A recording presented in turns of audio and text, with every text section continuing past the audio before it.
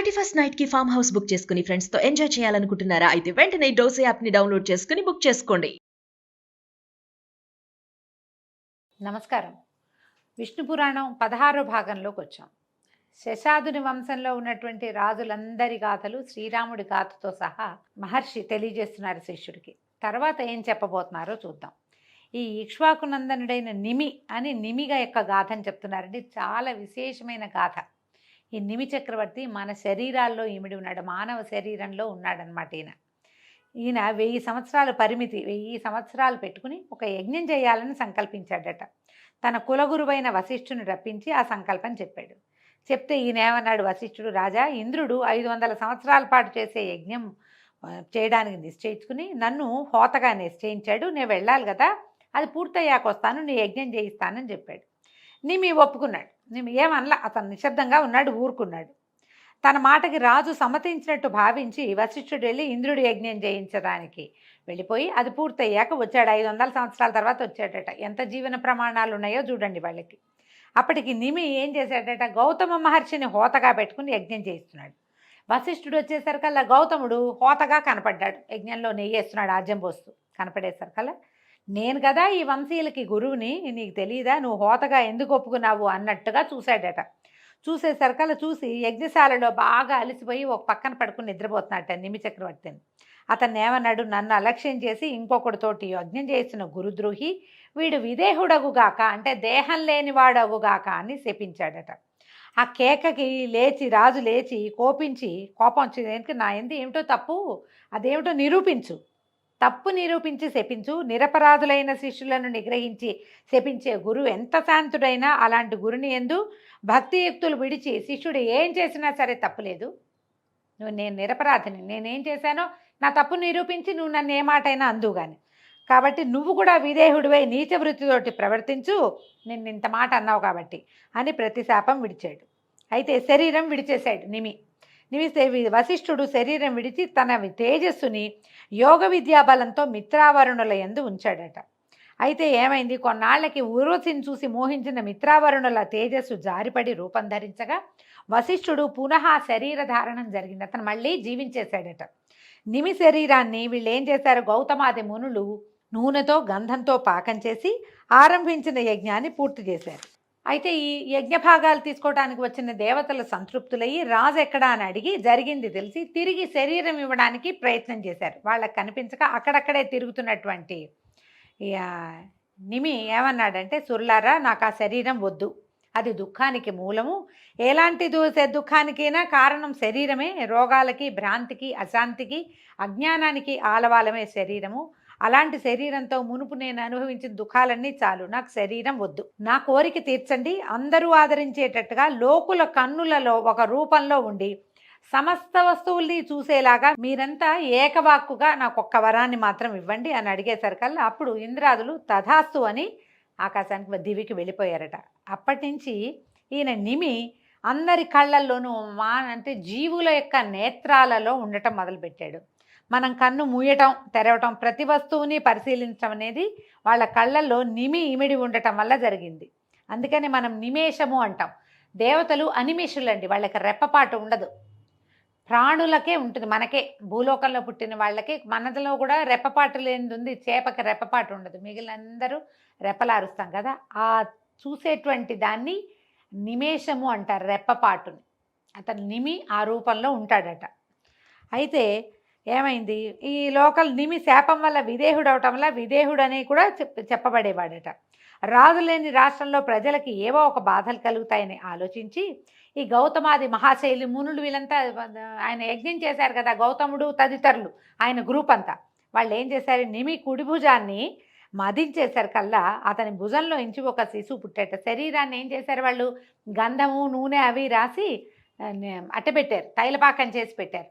అందులో ఆయన భుజాన్ని బాగా మతిస్తే అందులోంచి ఒక శిశువు పుట్టాడట. అతనికి జనకుడు అని పేరు పెట్టారు. అయితే ఆ జనకుడికి పట్టం కట్టారు. ఆ జనకుడు ఏలుబడిలో ఉన్న దేహానికి విదేహ అని వచ్చింది. అందుకే మనం సీతాదేవిని విదేహ ప్రాంతానికి చెందిన రాకుమారి కాబట్టి వైదేహి అంట, తెలిసిందే కదా విదేహ మనకి. అయితే జనకుని కుమారుడు మిథిలుడు. ఈ రాజు నివసించడం వల్ల మిథిల అనే ప్రాంతం వచ్చింది. అందుకే సీతాదేవిని మైథిలి అంటాం. మిథిలా నగరానికి చెందినటువంటి రాజకుమార్తె కాబట్టి మిథిలా నగరానికే రాముల వారు వెళ్ళాడు. అయితే మిథులుని వంశం క్రమంగా పెరిగిందట. వాళ్ళలో శీరధ్వజుడు అనేవాడికి చాలా కాలం సంతానం లేదట. అతను పుత్రకామేష్టి చేయాలని సంకల్పించి దానికి తగిన స్థలం నిర్ణయించి దున్నిస్తుంటే నాగేటి చాలులో ఒక శిశువు దర్శనమిచ్చింది. ఆ శిశువు మహాలక్ష్మి అంశ. ఆ నాగేటి చాలునే సీత అంటారు. కాబట్టి ఆమె దాని నుంచి పుట్టింది కాబట్టి ఆ బిడ్డకి శీరధ్వజుడు సీత అని పేరు పెట్టాడు. ఈ రాజుకే ప్రసిద్ధమైన నామం జనకుడు. అదే అతను అందుకని జనక మహారాజు కూతురు కాబట్టి జానకి అంటాం సీతాదేవిని. అయితే ఆ వంశంలో వాళ్ళందరికీ కూడా జనకుడు అనేది వాళ్ళ గౌరవ నామధేయంగా ఉంటుంది. చాలా విశేషమైన వంశం వాళ్ళది. ఈ జనకుని కుమారుడు కుశధ్వజుడు అసాధారణ బలపరాక్రమాలు కలిగినవాడు. కాశీనగరాధిపతి అయి పట్టం కట్టుకుని ఉండేవాడు. క్రమంగా కుశధ్వజునికి ప్రపౌత్రులతోటి వంశాభివృద్ధి కలిగింది. విశేషించి చెప్పవలసింది ఏంటంటే ఇంతకుముందు మనం చెప్పుకున్నదే జనక వంశంలో పుట్టిన వాళ్ళందరూ జనక నామధేయులై ప్రభుత్వాన్ని నడుపుతూ ఆత్మవిద్యాపరాయణులై ముక్తి పొందటం.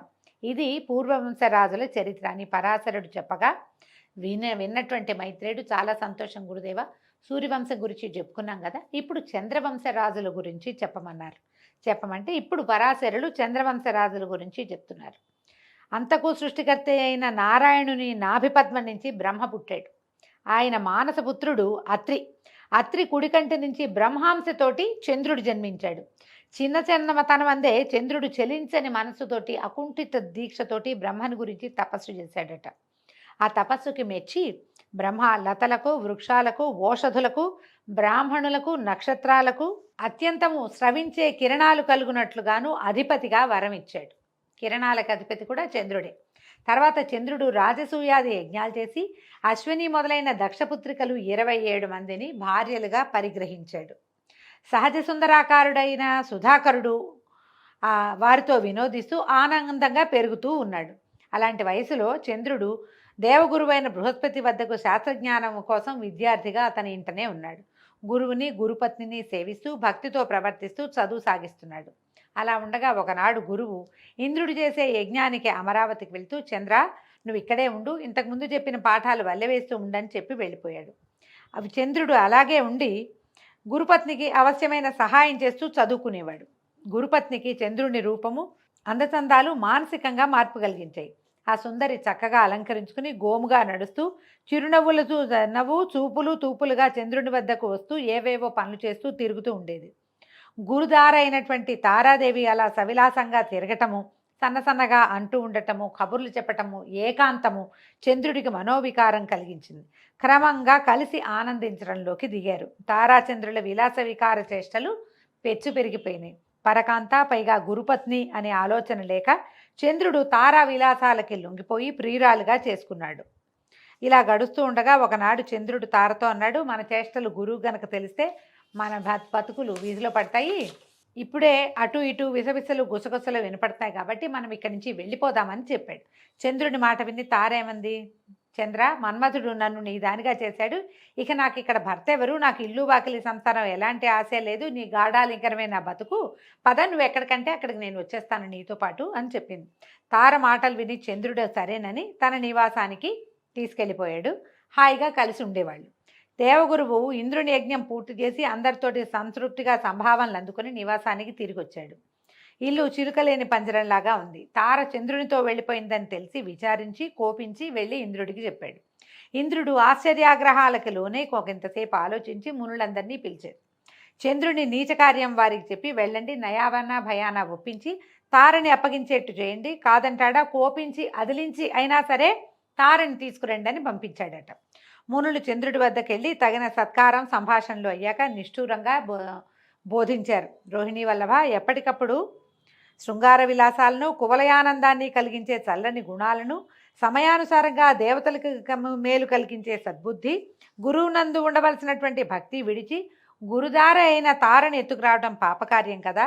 నువ్వు చేసిన ఈ తప్పుడు పనికి ఇంద్రాదులు నీపై కోపమనస్కులుగా ఉన్నారు.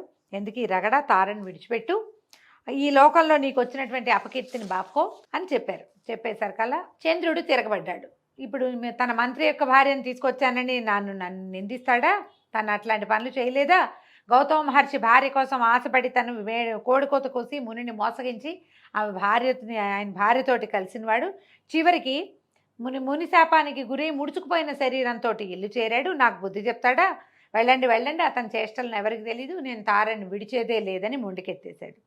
దాంతో మునులు మొహమాట పడి ఇంకేం చేయాలో తెలియక చంద్రుడితో చెప్పేసరికల్లా ఇంద్రుడు కోపగించి వాళ్ళలో వాళ్ళు శపించుకోలేదండి. దేవగణాలతోటి బృహస్పతితో కలిసి వెళ్ళి సత్యలోకానికి వెళ్ళి ఈ తారా శశాంక వృత్తాంతం అంతా బ్రహ్మదేవుడికి తెలియజేశారు. ఆయన బ్రహ్మ కోపించి అన్ని విధాల పెద్దలైన మునులను కొంతమందిని ప్రేరేపించి మీరు వెళ్ళండి, చంద్రుడికి నేను చెప్పానని చెప్పి తారని తీసుకురమ్మన్నారు. అనేసరికల్లా సరే.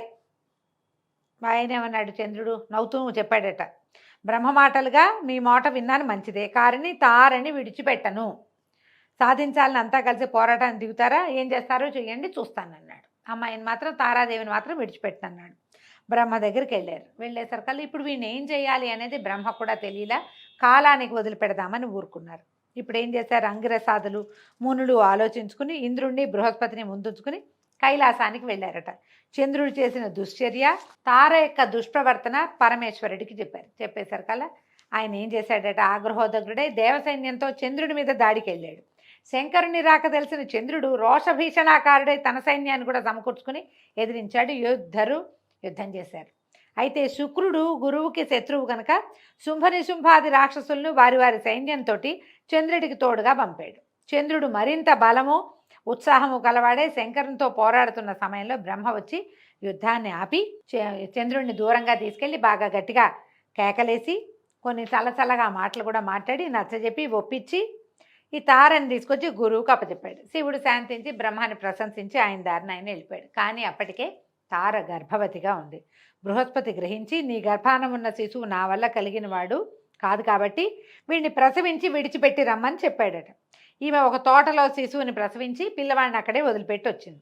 ఆ శిశువు దివ్యతేజో విలాసుడే మోహనాకారంతో ఉన్నాడు. వాడిని చూసిన తర్వాత పిల్లవాడిని చూసేసరికల్లా గురువు కూడా బృహస్పతికి కూడా వాడు తనకే కావాలనిపించేసరికల్లా వీళ్ళు ఇద్దరు ఈ కుమారుడు నావాడంటే నా భార్యకు పుట్టాడు కాబట్టి నావాడని గురువు, నా వల్ల కలిగాడని చంద్రుడు ఇద్దరు పోరాడుకున్నారు.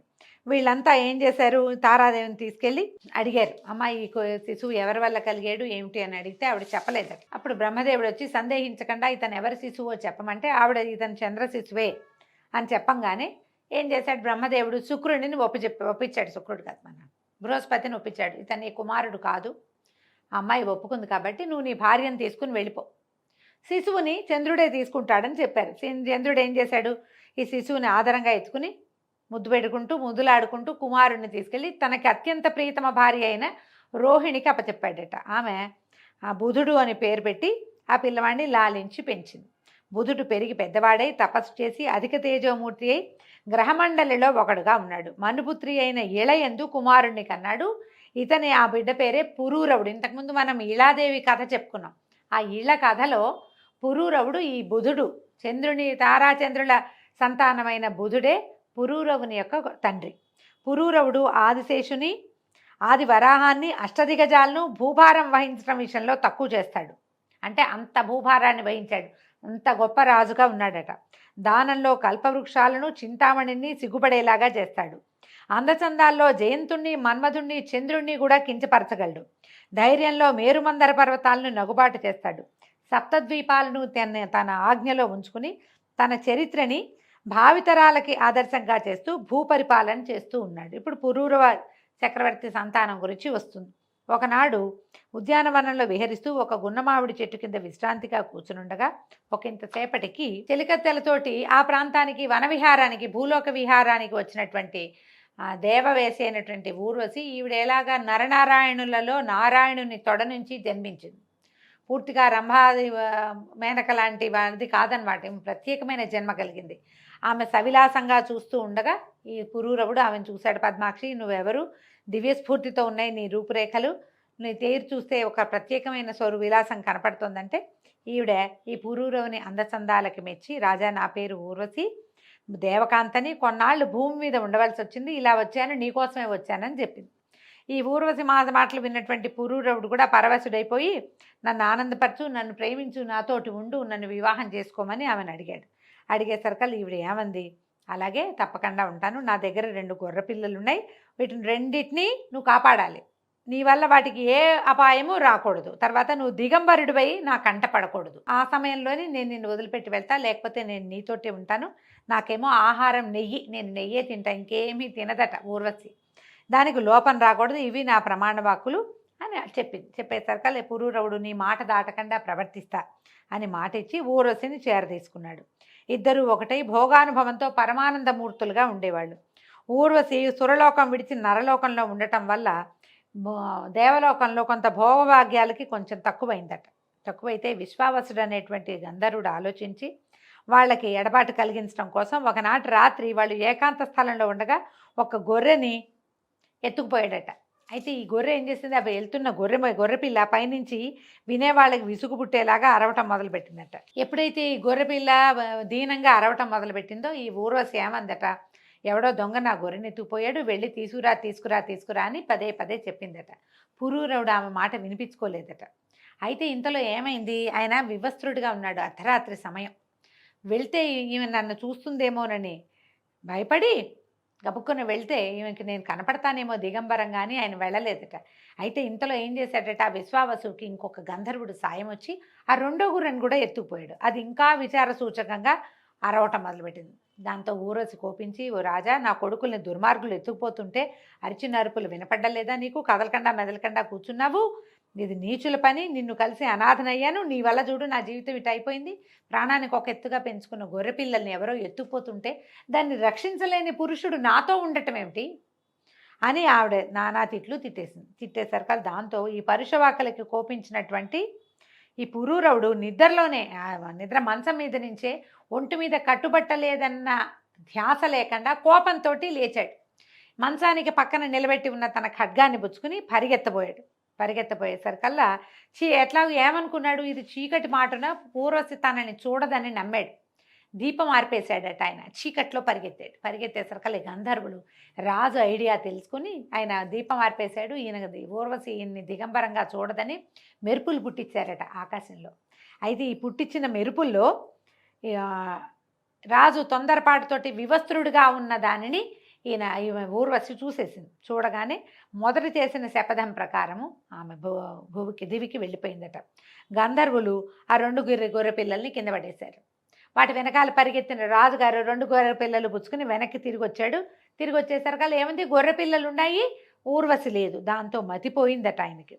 తర్వాత ఏమైంది, ఇక అట్లా ఆమె కోసం వెతుకుతూ ఉండేవాడు మతిపోయిన వాళ్ళకి. అలా తిరుగుతూ ఉండేవాడట. రాజ్యాన్ని వదిలేశాడు. ఇప్పుడు కురుక్షేత్రానికి చేరి అక్కడ సరస్సులో చెలికత్తలతో ఉన్న ఊర్వశిని చూసి పరమానందంతో ఆమెను కౌగలించుకున్నట్ట. ఆవేశంతో అన్నట్ట, పువ్వు తాబీలాగా కలుసున్నాం మనిద్దరము, నువ్వు నన్ను విడిచిపోవటం కుదురుతుందా? ఆ రోజు నుంచి నేను ఉన్మత్తుణ్ణి అయిపోయాను. అదృష్టవశాత్తు నాకు కనిపించావు, నన్ను కాపాడు, నాతో ఉండు అని బతిమలాడాడట. ఈ పురూరవుడి మాటలు విని జాలిపడిన ఊరసంది, రాజా, ఎదురులేక ఈ జగమంతా ఏలే రాజువి, ఇలా దీనావస్థకి చిక్కేవంటే దైవ సంకల్పం అనుకోవాలి. సరే, నేను నీతోటి ఇవాళ ఉంటానని ఆ రాత్రి ఆయనతోటే ఉందట.